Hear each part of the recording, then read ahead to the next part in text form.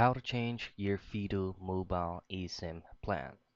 Now, the very first thing that you want to do is, of course, go to their official site or go to their official application on your phone.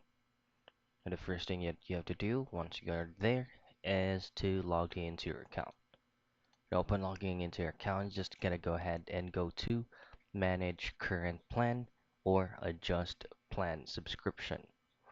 Now, once you tap on that, you should be able to see various options of the plans in which you're eligible to have or to use. Now, all you have to do next is just, of course, choose on the plan where you would like it to be changed, and then just go ahead with completing all the on-screen prompts.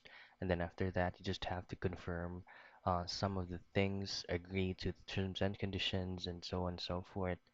And then you just have to wait for the confirmation for the changing of plans completion. And that's it. That's how you will change your Fido mobile eSIM plan.